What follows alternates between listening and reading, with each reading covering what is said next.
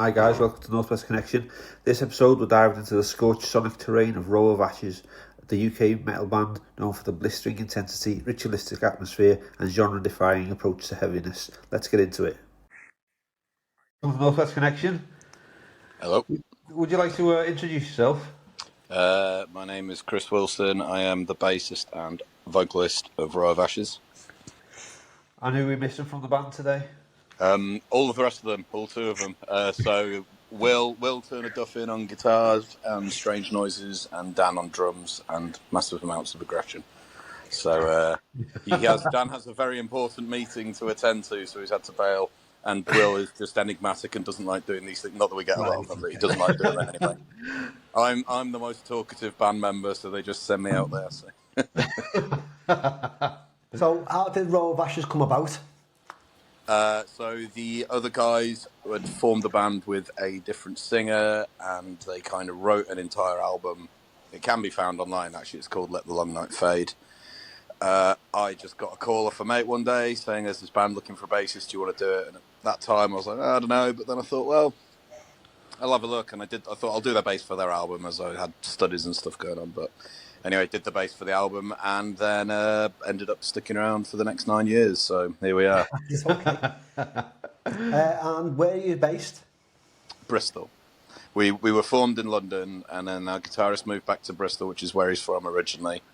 Probably about a year after I joined, and then we had 6 years of doing it long distance, which I wouldn't recommend to anyone. It's very, and the lockdown and various other things. And then eventually London just, crushed my spirit essentially, so I just moved away. It's nearest to where I'm from anyway, and Dan had moved more over this way, so we're all kind of around the Bristol area. We're in Bristol now. Okay. So where do you feel part of the scene now you're in Bristol, or? Kind of. I was thinking about this actually, and it's like most of the time I played in bands was when I lived in Leeds. Right. When I was young, I've not lived there for 13 years, but a lot of I kind of learned things and got exposed to certain types of music was there. So kind of in a way, I don't consider myself to be from there now, but a lot of what I learned was from there. And Dan was like the same, but in London, and Will was from here. So we kind of, because we've all got quite busy lives and stuff, we do know certain people, but it doesn't necessarily feel like we're a Bristol band. Right, okay. That makes sense. Yeah. Like we do obviously know people and have friends here and the rest of it, but I don't know. I suppose we probably are, actually. Yeah, by this point we probably are, but in a way not. So. And where did the band name come from? It's a street, a road up near Arctangent Festival. Oh, that's not why Will was up there. He happened to be up there with his family, I think. And he saw a road called Row of Ashes, and he just took a photo of it for whatever reason. And I think he just thought it'd make a really cool name. Everybody thinks it's really cryptic, and all the rest of it has some deeper hidden meaning, but it's just a street, basically. That's a cool, cryptic sounding name. So, yeah. I'll have to keep an eye out for that next year on the trip down. Yeah. But I think by the time you get that close to Fernhill Farm anyway, you're too busy trying to make sure that you get the right turn off as well. Exactly, yeah. It's difficult navigating around there. So what's your musical background then, Chris? How did you get into it? I started playing in bands when I was 13. I'm now 21. I'm now 47. I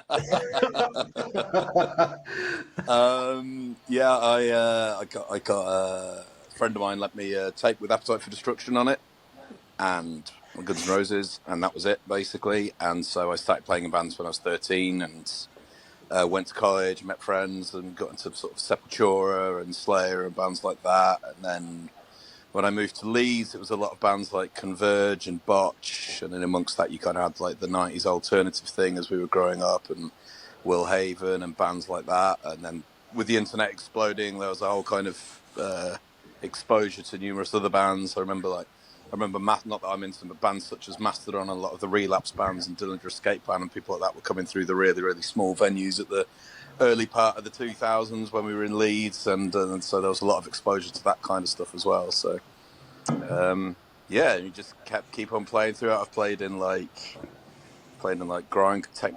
grindcore bands, sort of more like hardcore metal, core in as much as sort of Burnt by the Sun, stuff like that kind of bands. And then I ended up in Row of Ashes, and it's a combination of we're all from very different backgrounds, really. Will's much more doom sludge type stuff. He used to be in a band called Sonnets. I don't know if you heard of them, but they're I've got a couple of their records in my collection somewhere. yeah. And Dan is more like dream pop. He'll always say that he's into dream pop, but you wouldn't think well, he is, but like his playing's very like aggressive. He's Will Haven and Converge is kind of his heavy music sort of backbone, I think. So yeah. So, what's the earliest musical memory that you have that still influences you today?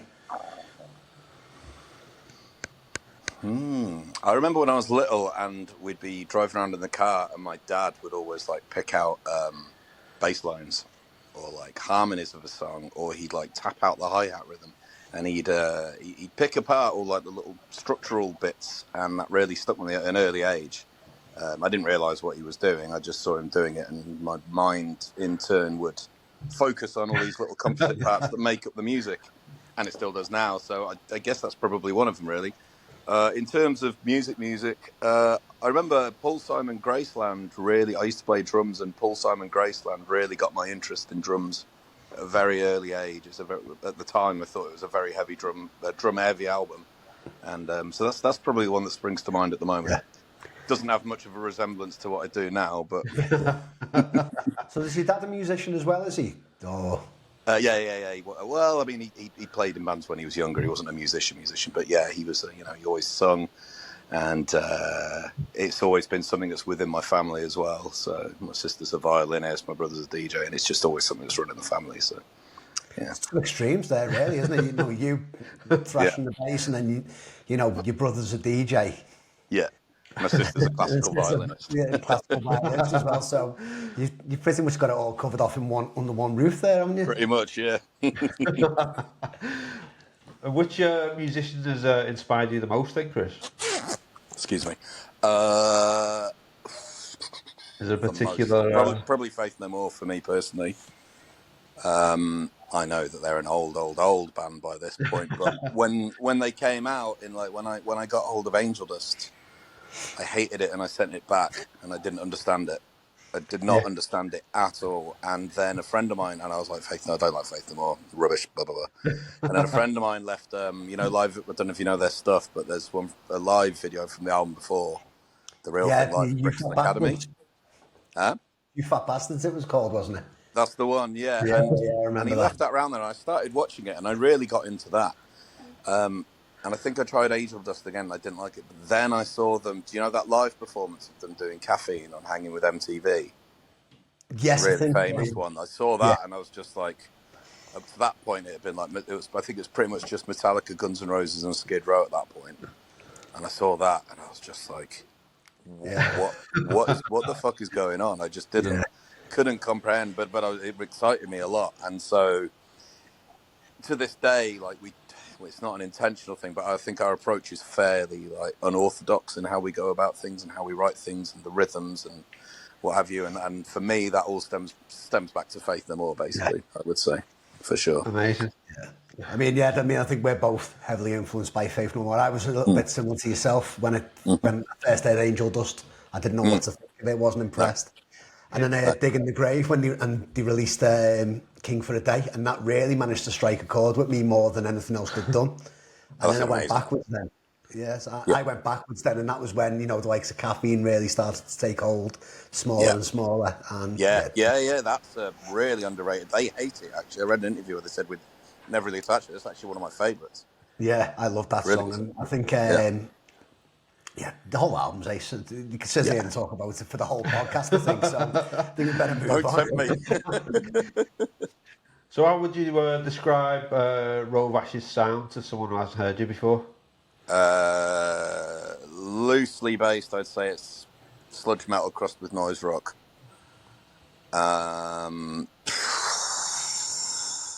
We'll take that. Pardon? We'll take that. Yeah, elements of post-metal in there. There's elements of hardcore in there. There's definitely much more manic parts than I think your average sludge or doom band would have. But we definitely have elements of sludge and doom as well. So it's a bit of a mix of things, really. But if you had to, I'd say kind of along the lines of like we get Unsane, we get Neurosis, we get Will Haven quite a bit, and that's probably a fair, you look a bit deeper and there's more to it than that. But if you wanted like a rough guide, we'd be happy with that, I think. So yeah, it's some good people to be compared to anyway, I'd say, in there. Exactly, yeah. Like that. So moving on to the songwriting process, how does that work? Do you write collaboratively or does somebody take the lead? I write absolutely everything and teach it to the other two. That's not happens. Somebody will have a riff, like say it's me who has the riff, for instance, and I'll bring it in and I'll have it set a certain way in my head of what I would like it to sound like, and then Dan will play something completely different on the drums and Will play something completely different on guitar, and I'll be like, that actually sounds much, much better. And so it's really collaborative, but it's really funny because some of the songs, the way they edit are literally it will just riffs will get replaced several times over, or they'll get written and rewritten and rewritten, and they will bear pretty much no resemblance to the first couple of drafts. So it's really collaborative until we're all happy, and there's always someone, I include myself in this, but there's always somebody dragging their heels over one of the songs somewhere. On the new one, Nerve, I would have been happy to have got rid of Nerve for quite a while. Sorry, it's not called Nerve, it's called Wake on the album. We call it Nerve because it was kind of influenced by In Utero by Nirvana. Some of the picking and the bass lines sort of reminded us of that when we started messing about with it. And I'd have been happy. That took ages to come together. I'd have been more than happy to have got rid of that. And Immoralist as well, I'd have been more than happy to get rid of that. But now they've turned out as two of the best songs. So what do I know? So it's everybody's involved. So when it comes to the lyrics, is there philosophy behind the bleakness, or is it just how you're feeling at the time? It's more reflective of the music, really. There's not really any real theme as such. I think the bits where there are any kind of meaning, I think it's fairly universal themes of getting a bit older and seeing people's life experiences around you. We've had like friends who've got divorced and stuff, and people's parents have died, and general sort of life shit happens. And so to some extent that gets fed in, but I don't really like literal lyricists too much. I think I like there to be room for interpretation, and I like to kind of create a sort of image with it. So they're fairly obscure in the main, I would say. So. Right. I'm not really a fan of his, but I always thought Chino Moreno wrote quite good lyrics. Actually, I'm not the biggest Deftones, but I think he had, they kind of don't necessarily mean anything a lot of the time, but they create an atmosphere. Yeah, I mean they paint a picture, for want of a better term. So. So how do you go about arranging and producing your songs? We demo them. We realised when we did a couple of albums back, we recorded it, having not demoed or anything, or not even played them live. And then when we played them live, they were much better. And we were like, maybe we need to demo the next one. So with Bleaching Heat, we demoed them a couple of times.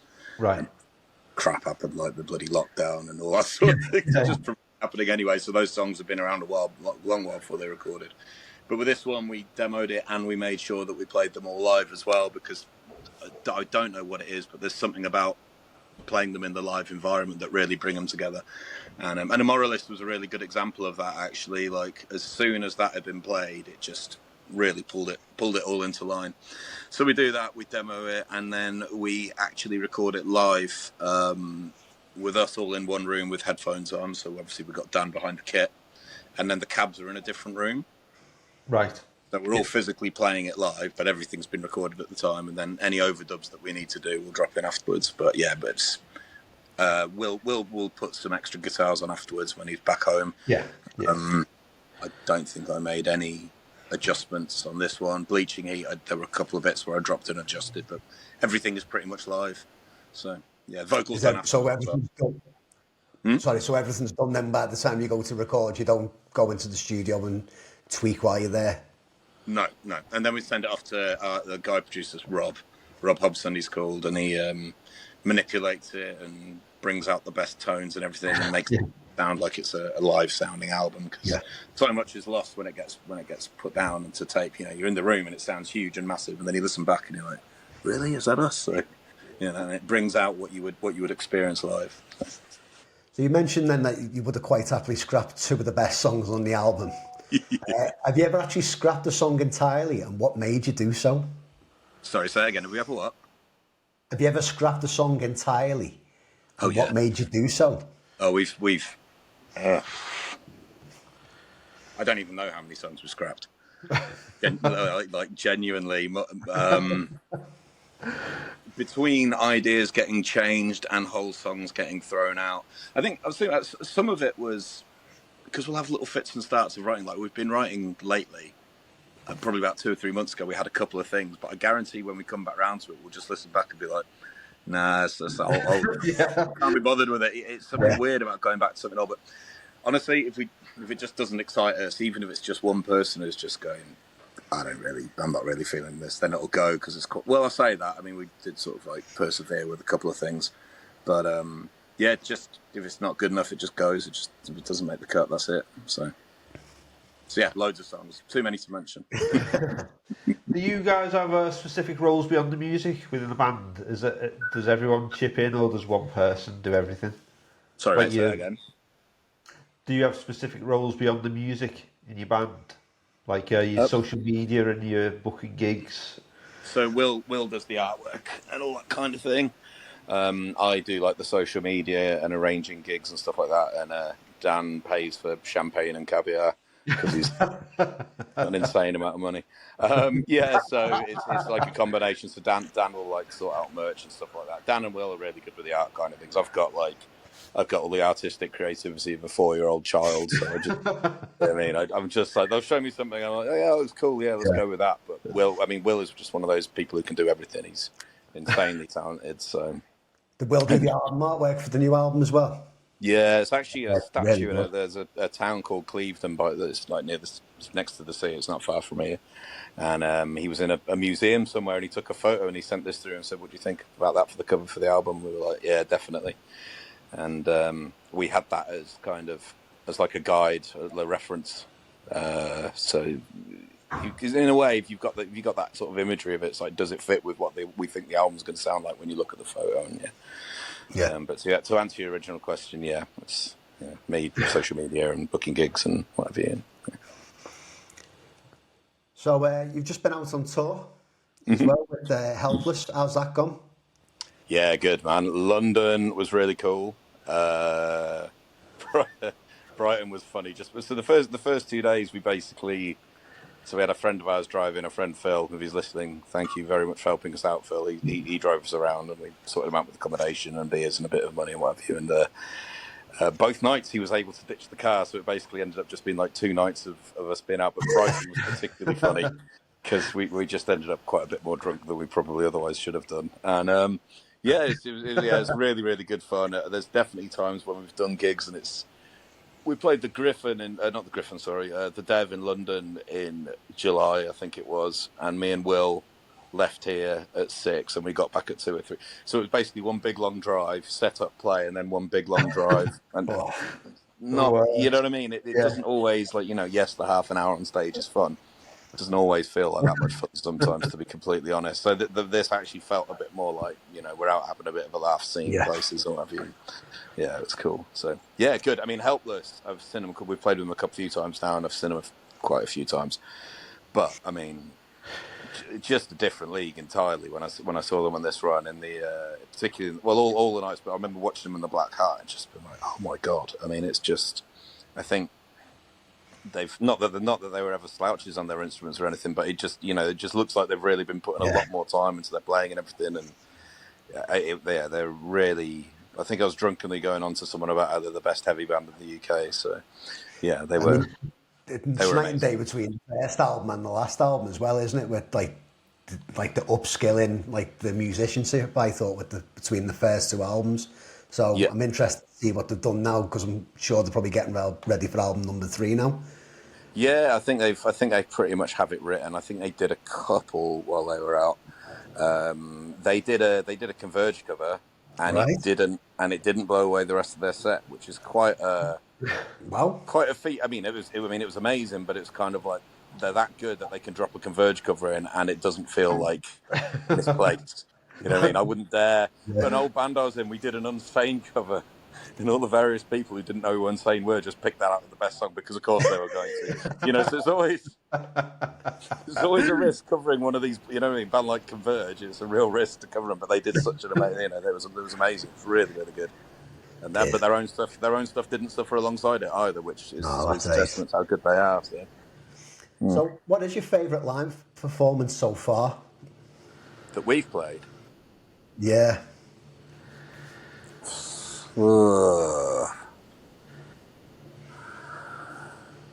overall, when we supported Will Haven, as in terms of like an overall experience of the night, and obviously meeting them as a band that we'd grown up on, them playing with them, and you know, them enjoying the band and talking to us afterwards, that was really cool. But when I think back to it, we'd been around for a while, but we'd only really started gigging over those few months, and the material we had really wasn't all that strong. This was like just before Bleaching Heat came out, so we were pretty embryonic at that point, I'd say. We did an album launch at the Golden Lion in August, and that's probably the best gig we've done, I think. Everything completely came to. We had Simon from Torpor guested on the last sort of 2 or 3 songs with us, and it was really packed. Everybody was really, really into it. It felt like we were a real band instead of just a bunch of chancers who just played the pub occasionally. So probably that one. We did do a gig at the Griffin. Not the Griffin. God, I can hardly speak. I'm so tired. What's the one in London? The Dev. We did one in the Dev on Halloween a few years ago, and that was just total. Everyone turned up really drunk in their Halloween costumes, and it was just complete mayhem, just like slam pits and all that. So that was. We weren't as good a band as we are now, but in terms of like one of the ones that we look back on and go, that was a fun gig, then definitely that one. So yeah, it does sound it. Have you got a dream venue or festival you'd love to play? Love to play Arctangent or Damnation, obviously. Desert Fest, but you know, no one's asked. So there we go. But yeah, we'd be happy to. If you where have you played Damnation or Arctangent? It's like, oh well, you know, we were asked, but we turned it down. No, I mean, you know, you have to be asked. you have to be asked, right? And there's only so much you can do to get, you know, they're either going to ask you or they're not. But yeah, they're always. I mean, the lineup for Damnation this year is absolutely insane. Unfortunately, I'm not going because finances and stuff, and I'm too far away. But I used to live in Leeds when it's 15 minutes walk up the road. I've only 30 quid. Yeah, I've only started going since it moved back to Manchester. Are you guys in Manchester? We're just outside. Not far, yeah. Just well, yeah. I mean, perfect. I mean, if I was up there, I definitely would go. If I was Manchester way for sure. But it's always around my wedding anniversary as well, and this year it actually is on my wedding anniversary, and I've still got a ticket out to go play. Can you not convince her to come along with you, maybe? I got the singer from Coil Guns or Arctangent to record a video telling her that she needed to come, and it's not working. Not having it. I was somewhat worse for wear on the Friday at Arctangent, and my son was talking to the singer from Coil Guns, so I took that opportunity whilst I was in a bit of a drunken stupid to get a video, and that didn't convince her either. So me and my boy are going again, and then I'll meet up with some friends whilst I'm there as well. Yeah, and the lineup is just it's ridiculous. It's just like it's just about everybody you could want to be there. Yeah. Have you seen Amenra before? This will be about my 4th or 5th time. I could watch them every day, man. They're just. I am seeing them that week. Actually, they're playing Bristol, and just with every single time you just come away just like. Yeah, you know, I don't think I'm always in awe every time I see them. The same with Napalm Death, to be fair. I've seen them in March, and I think I'll still probably watch them again. I think I've seen them, 12 times or something. I saw them in 1998. I'm so old. 1998 with Iron Monkey and The Haunted. Wow. And it was The Haunted, I mean, was it 98, 90, maybe late 97, just after or just before the first Haunted album came out anyway. And in Cheltenham, of all places, in front of about 50 people. It's really good, obviously, but yeah. So, tell us about your new album.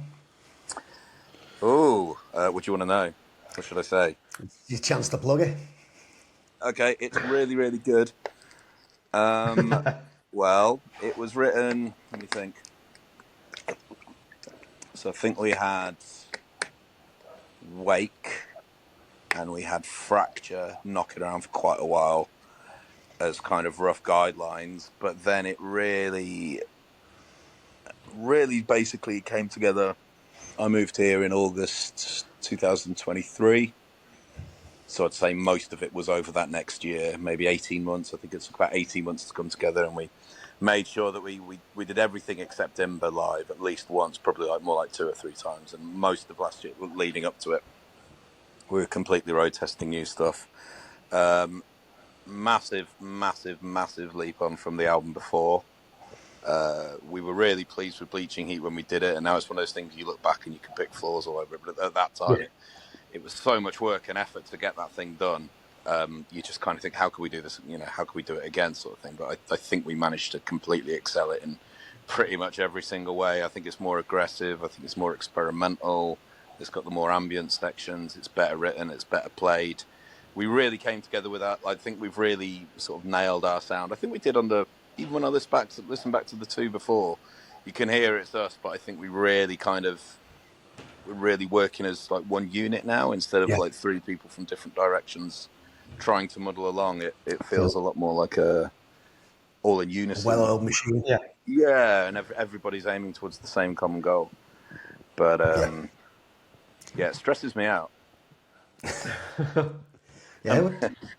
I'm one of the people who wrote it, and it stresses me out to listen to. So there you go. That's an endorsement for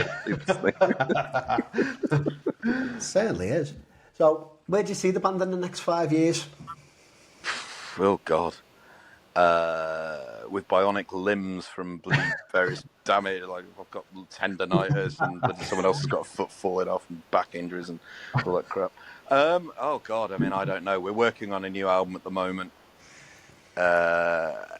Who knows, man? It's the way things go. We've definitely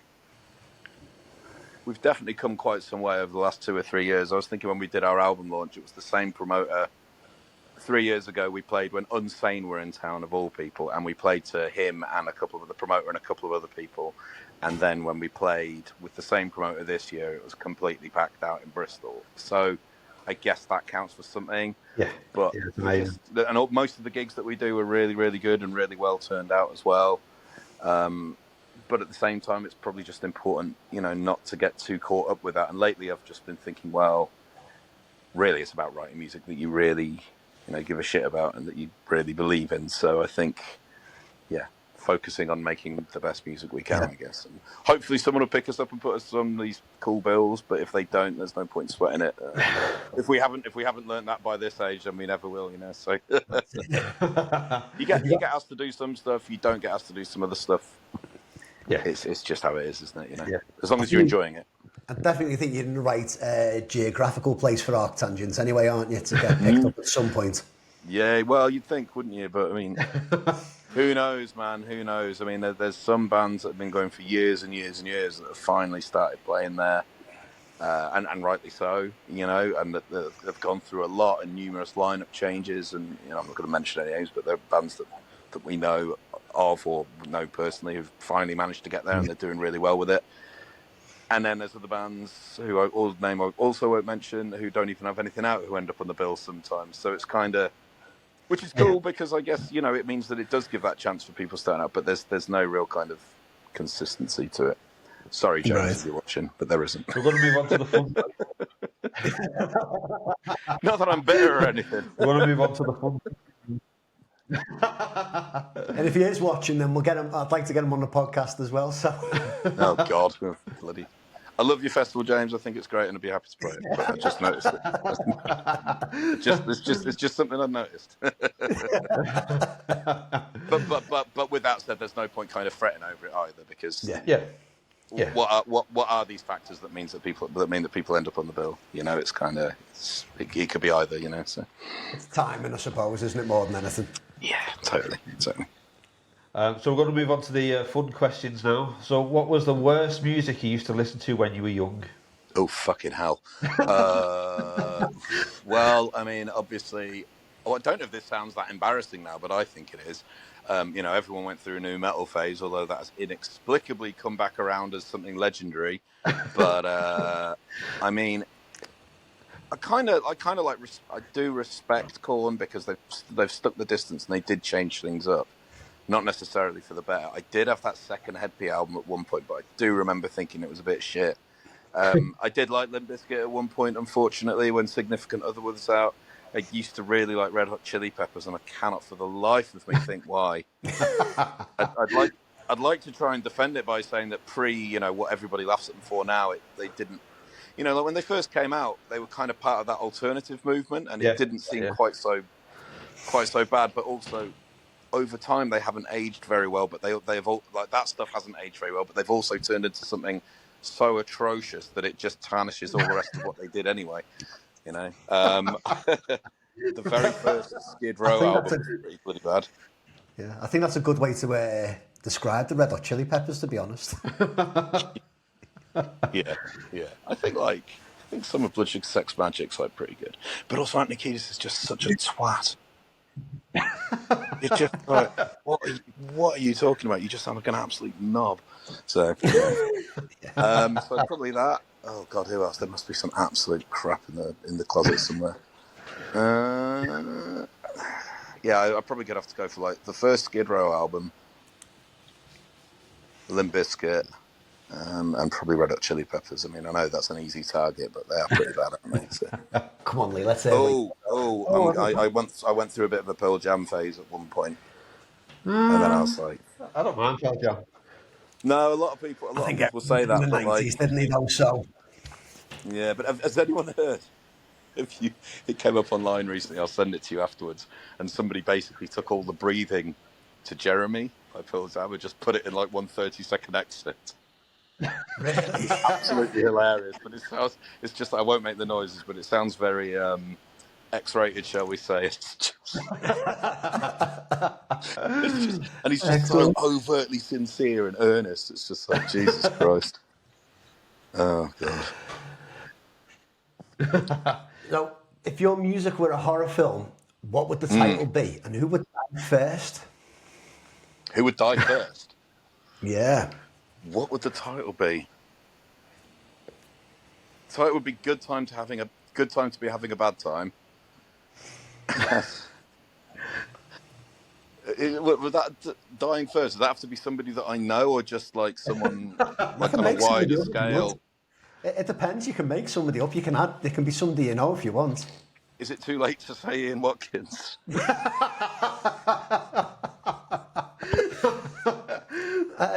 Yeah, I think somebody beat you to that film. Yeah.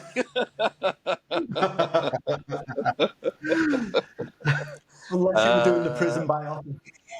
Okay, so it can't be him, obviously. Oh God, right? Who else? Who is a massive bell end?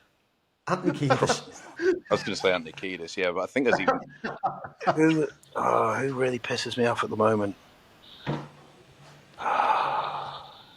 Yeah, let's just go for Anthony Kiedis. My mind's gone blank, but he's going to get Is there a band you'd love to support? Yeah, many. I mean, we did support Will Haven. That was very cool. I'd love to play with Unsane. I'd love to play with Slayer, although that'd be obviously somewhat intimidating. Sepultura, proper Sepultura, not the current version. Yeah. Max era Sepultura, when they get back together.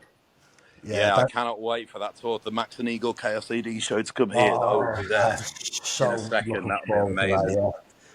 Yeah, any of this, the others might disagree with me on this, but sometimes I'll talk about bands like that, and I can see Dan's just like, "Fuck, is he on about?" sort of thing. But for me, that was the stuff I grew up on. So yeah, me too. Is there a band you'd fear supporting?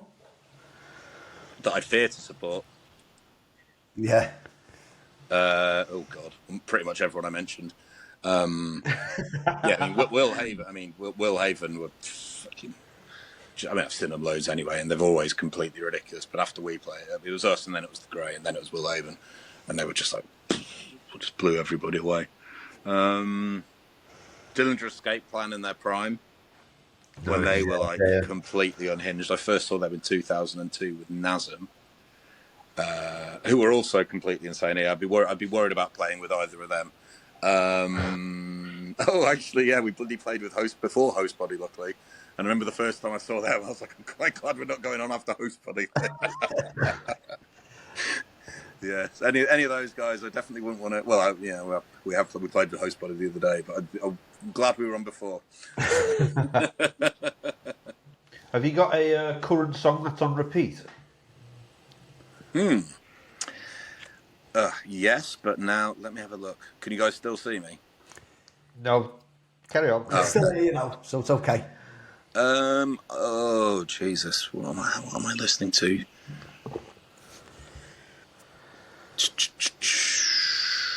Have you guys heard of Cranial? No. We've got an album called Structures that's just come out. The opening track on that, Guidelines. I've got that on a lot at the moment. It's really like sludgy, doomy. I'll send that to you as well. Hang on, really like sludgy, sort of doomy type stuff. You've stumped Chris there. You've actually mentioned a band he doesn't know. Yeah, really. I think they're German, like low tuned, like. Also, there's another German band called Heratoire. Yeah. Yeah, the first album was cool. The last one I was like, but then they've just brought a new one out that's quite cool as well. I have given that a couple of spins recently. I've been enjoying that. So, if you could swap places with any band for one gig, who would it be and why? And you know, like that Moscow Monsters of Rock Yeah. festival.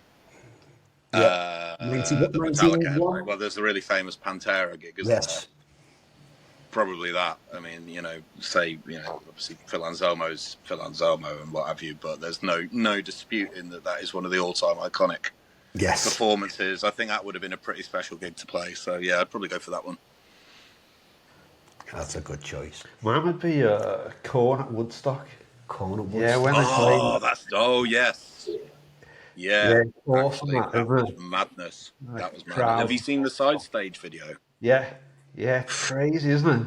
I just watched it and I'm just like, how do they not like fall over or just run off stage with adrenaline? It's just how do you compose yourself in that kind of a situation? Yeah, crazy. And that's insane. Yeah, maybe that that is madness. If Row of Ashes were a video game, what would be the objective and who would the final boss be? Oh, God. I mean, I don't know much about video games. It probably involve a bunch of people who get pissed and are quite lazy. Are there any video games with that?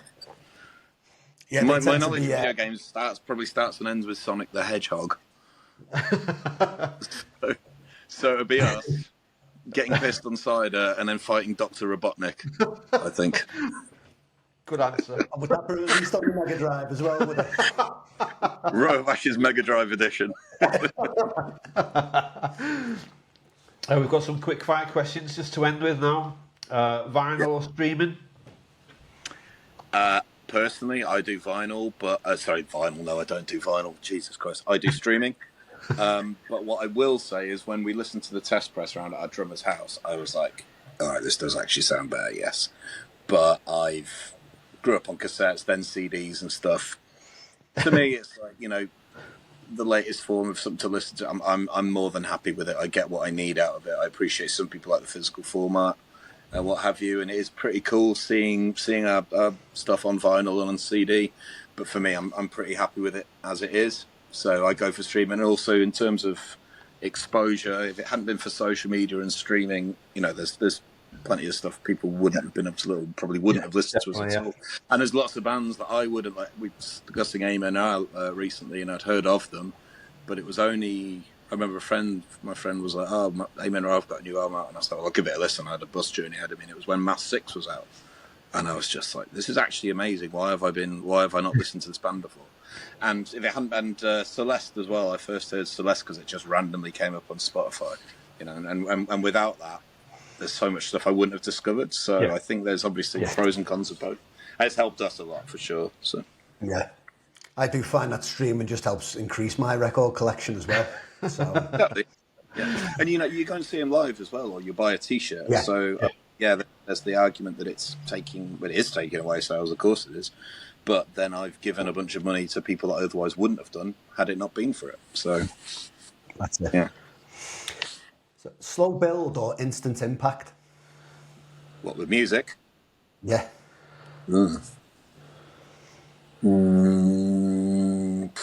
I mean, I like both. Like I like Amenra, but I like nails as well. You know what I mean?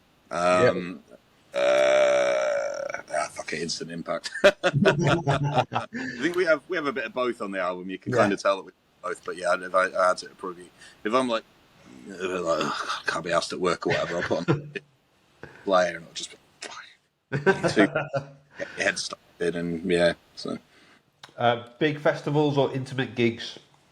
Intimate gigs. How big's the festival? How big do you want it to be? Well, you talking Arctangent or Download? Which one would you rather do? Arctangent. Yeah, we'll go with that. I did actually go to Download this year because a mate wangled us some free tickets, and we had access to the guest area, so it was like the best way that I'd ever done it. And we was camped in an RV off next to, because he works on site, so we camped in an RV there, and that was obviously the best way that I'd ever done it. But it was still, you get in there and it was still a slog. Even then, it was still a slog. Huh? It's too big. I mean, it's just, was it 120,000 people? I've done it a couple of times, and the last time I did it, I think I got heat stroke, walked back to the tent and managed to cure my heat stroke by the time I got back to the tent. So just walked back in again, missed 2 bands that I wanted to see. So it was that was pointless. But intimate gig, you've not got thousands and thousands of people. You can actually get in a position where you can see a band. Do you know Sergeant Thunderhoof? I know the name. I do know the name of them. Yeah, I don't think I've really checked them out enough. My other half isn't really into me, but I introduced her to that. She's really small, so she can't see gigs. Anyway, we went to see them in a pub, and she just got to literally just stand next to the guitarist and watch the entire thing. And this is one of her favourite albums ever. You know what I mean? And you're not going to get that at Download with 20,000 people. No. So, yeah. Whiskey or beer? Beer. Just because I don't tend to drink spirits. Like beer, I moderate. I've had some, just whiskey, drinking spirit, and then before you know it, you're just completely, when I'm younger. So with beer, it's a bit more difficult to drink. You can moderate it. You can be like, you can tell when you're getting a bit much and you need a bit of a break. With whiskey, it's too easy to drink it, and you just very quickly. So. Analog warmth or digital precision? Analog. All my stuff, all my gear is analog for sure. Well, it is. It's not for sure. It is analog. I don't think it was ever really through any real kind of snobbery. It seems to have been the way that it's gone. But yeah, I do really like analog. When I was looking at different pedals, I looked at some digital options and stuff, and in the end, I was just like, sounds analog. Definitely analog. Bleak or brutal? Can have both. Brutal. Yeah, we'll let you have both. Go both. Go with. Yeah. And bacon frazzles or onion rings? Onion rings, I think. What about you guys? Oh, I think I'd have to go similar to your last one and go both at the same time. Oh yeah, that'd be good. Have you had Worcester sauce French fries? Yeah, they're the bomb. Yeah, the bomb. Had they been the option, they would have won. But because you frazzles or onion rings. I'll make a note of that one for our next set of questions. Yeah, let's see. Well, I grew up in Worcester, so I feel obliged to give Worcester sauce a shout. Go on. Last question from Chris. A pint of flat lager with mystery floaters or a spoonful of tuna mixed with jam? I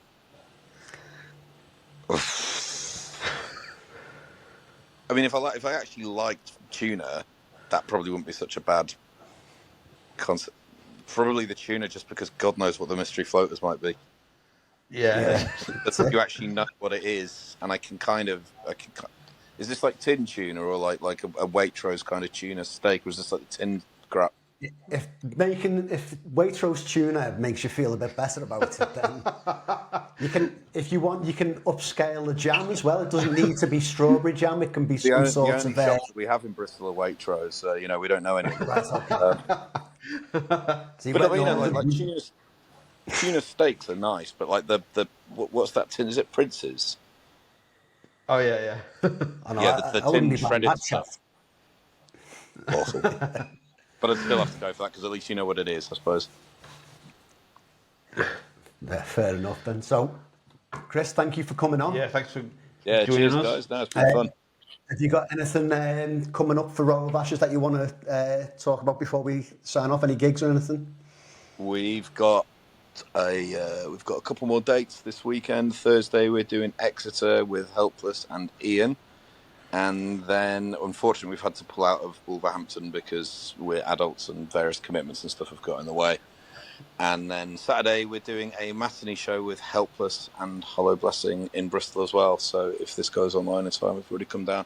Other than that, I think we're actually just really keen to get back to writing. We've been gigging for years and writing around it, but I think we're really keen to just get back to some writing now. But you never know what might come up or might get offered, so let's see. But as of now, nothing planned after this weekend. So good stuff. Okay, well, thanks very much. Hopefully we'll see you live soon, Chris, in the Northwest.